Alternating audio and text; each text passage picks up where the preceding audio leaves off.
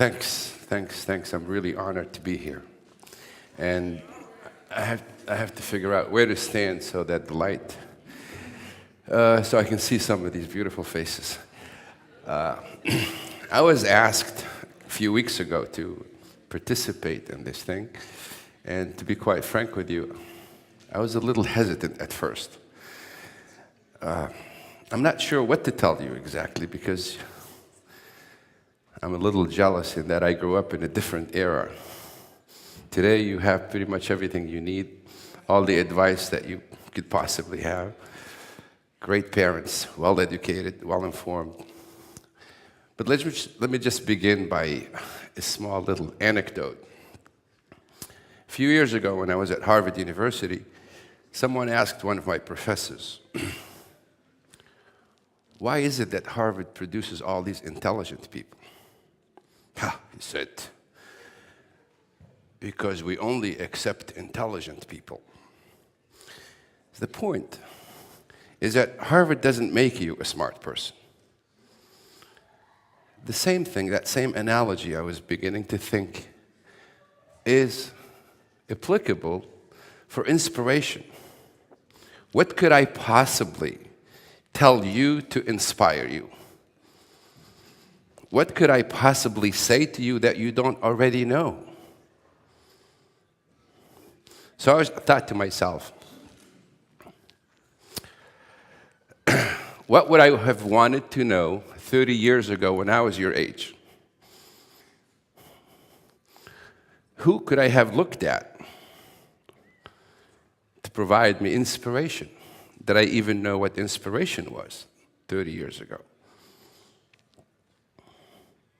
I discovered inspiration all along.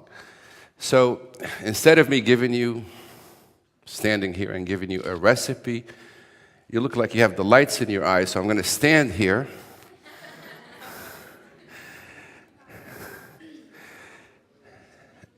I don't have a recipe for inspiration.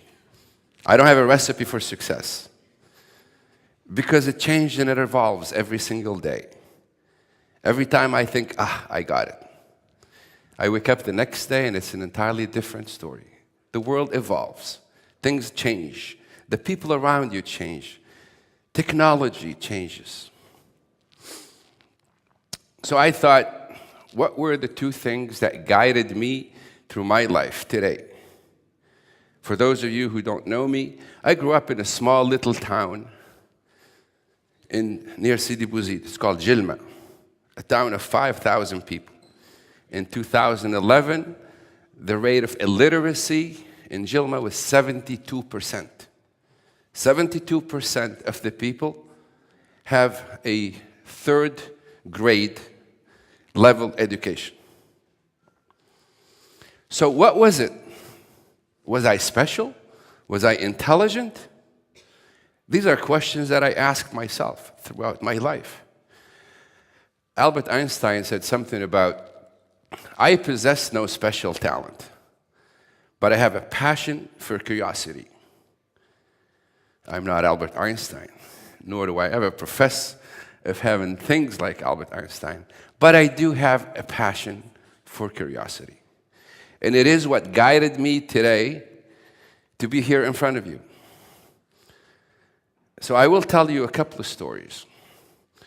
But before I do so, passion in itself is not enough. You could be passionate about your partner, you could be passionate about school, about food, about music, about politics. You're not going to find the path to happiness and success unless you develop something else. A purpose. A purpose. When you look at yourself in the mirror and say, what drives me? What makes me wake up in the morning? What is my purpose? And once you do so, you've got passion and purpose. I call them my two P's. And the ability to combine those two together will pave the way for you today. Because at your age, 17, 18 years old, You are today because of what your parents have taught you. So what your parents didn't teach you is something that you can't blame them for. That expires. Blaming our parents for what they didn't teach us expires the day you graduate high school and you get into college. Now it's you. So those are the tools you need to develop. What drives me? What is my purpose? And what am I passionate about? So with that in mind, I began my journey through life. And it began when I was 17 and a half years old. I was in the United States. But I'm going to tell you something that probably is going to shock you at first, but when you really think about it, it is the driving force that makes me wake up today, every morning, and do the things that I am passionate about. By the way, whatever I am not passionate about, I leave alone, because I know sooner or later I will lose interest. Failure. Failure is what I am passionate about not dealing with. I have failed. I have failed in my life, and throughout that failure, I have discovered tools that allowed me to pursue the things that keep me away from it. And by doing so, I discovered the opposite. The opposite is success and happiness. And when I say success, I don't mean in terms of material things. It's success as I define it, not success as the world around us defines. It's not success that the media defines or your friends define or the school defines. It's what is it for you. And that also goes along with your purpose in life. So today, I can ask you all to define what success is, and you will probably give me, I don't know what a 17 or 18-year-old thinks success is today, but it certainly will change. At the age of 18 years old, I found myself as a student pursuing my degree at the first university I attended, which is the University of Massachusetts in Boston, studying mathematics. I didn't have scholarships. Like we say in Tunisia, حرقت to the United States. There were no scholarships at the time, people being sent to study. So I did everything you could possibly think of. So I could eat, so I could have a place to live, so I could pay for my school. I drove a taxi from midnight to 8 o'clock in the morning. And then I would go to school in the morning. I worked at restaurants. My first job at a restaurant, I was 18 years old, was washing dishes, plongeur, in a restaurant. I worked as a security guard in an industry. And then 8 o'clock in the morning, I would go to class. I'm the only one that I know that mastered the art of sleeping in 15-minute segments. In the span of 24 hours, I would somehow manage to sleep 6 or 7 little 15-minute intervals. And everything I did, whether it was washing dishes, driving a taxi, or being a security guard, I was the best at it. And everything I did had a reason, because it was a stepping stone for what I was about to do next. My passion wasn't about to be the best dishwasher or security guard or taxi driver. I had a bigger goal. Then life settled in. Different things. 25 years old, I am a divorced father at the age of 25. Failed. I failed. I didn't know how to deal with that. Throughout high school, lycée secondaire de Grande-Bélier, 1 year of Faculté des Sciences, I was always one of the top students. Now I am faced with something that I've never even imagined. I stopped thinking that I am better than I was. I faced the reality. I'm letting other people down. Do I want to give up, give in? and say, oh, poor me, the world has failed me. I didn't do that.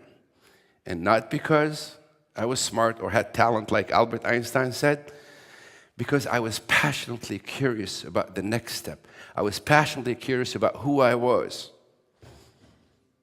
This was a true test. I began to think to myself, it isn't the fault of the fact that I didn't speak English. It isn't the fault of the fact that I didn't have any money. It wasn't the fact that I wasn't in it. I could have found a million reasons for why I failed. I began, and I did something that till today, I make a living today telling people to do what I did then. Look in the mirror. Look in the mirror, and there you will find your next project. And that next project is you. You are your next big project. You cannot be thinking about inspiration. You cannot be thinking about success. You cannot be thinking about diplomas unless you accomplish the first project that you will be faced with today. You, who am I? What do I need? So that next time I'm presented with these difficulties, I know what to deal with. Your values, your character, your principle, what do you stand for? I took some time. It took me nearly 5 years while raising what turned out to be my best friend. I have a 25-year-old son today who is my best friend in the world.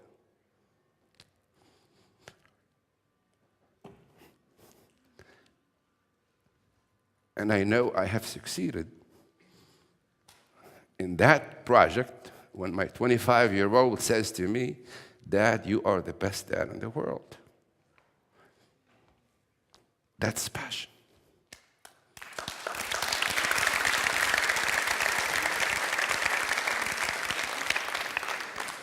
Failure is to be embraced.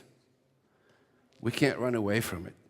We can't not make decisions because we're afraid that we're going to fail.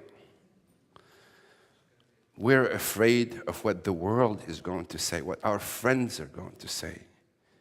You can take the secure route and be like everyone else and do the safe things. There is no failure in that.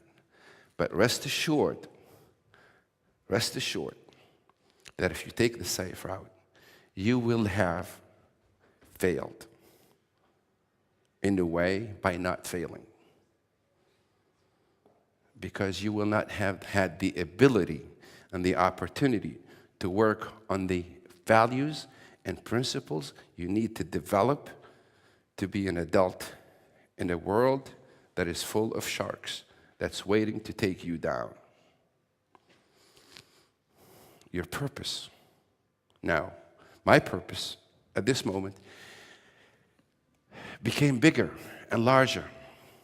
And I thought about those days when I, at 3 o'clock in the morning, would rent a taxi at the age of 21, 22, and 23 from someone in Boston so I could work in that taxi so that I could make $100 or $200 and take all these drunk people on a Friday night back home. Rich American kids sitting in the back of my taxi, calling me all kinds of names. That is what makes you strong. That is what makes you believe that you can do what you want to do. The purpose of what I'm doing today.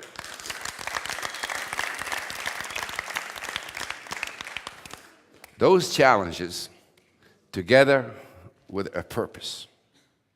I asked myself, what is my purpose?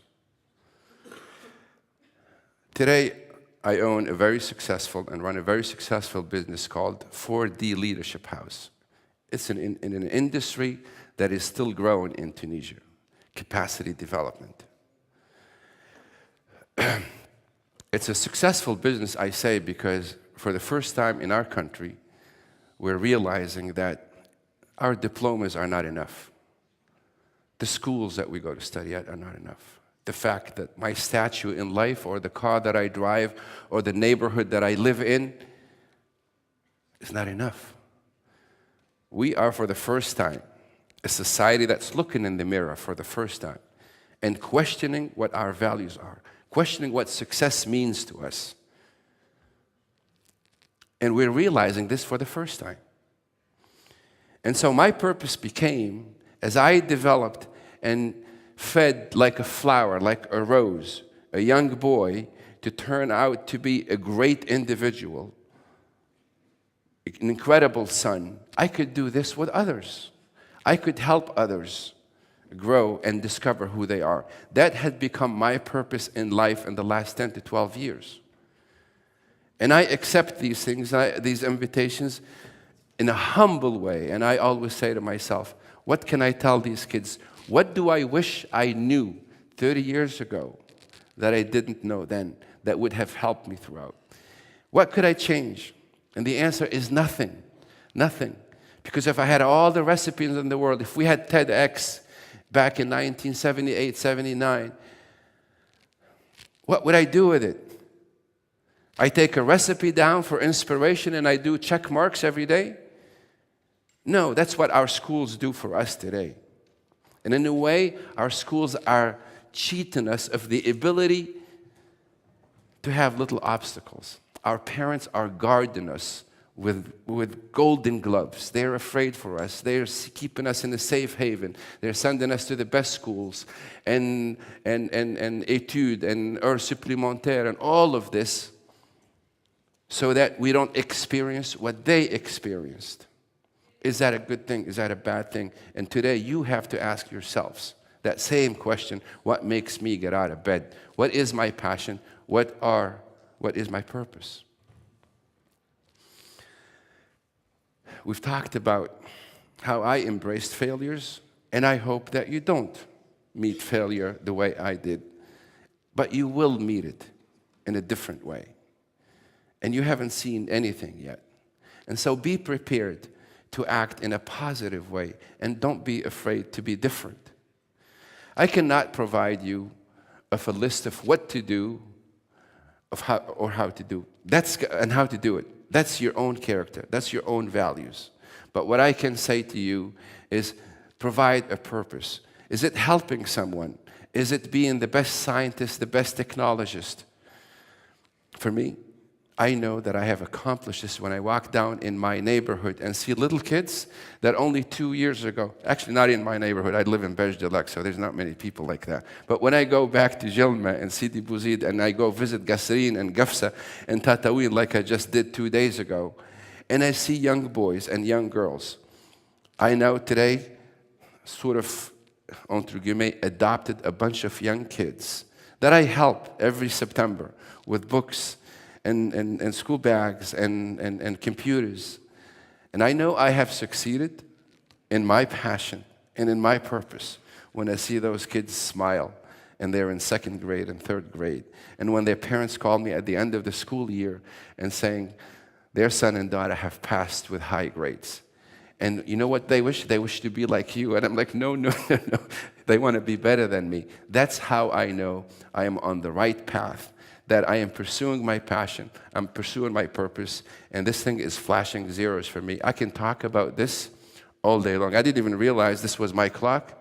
And so do I still have time?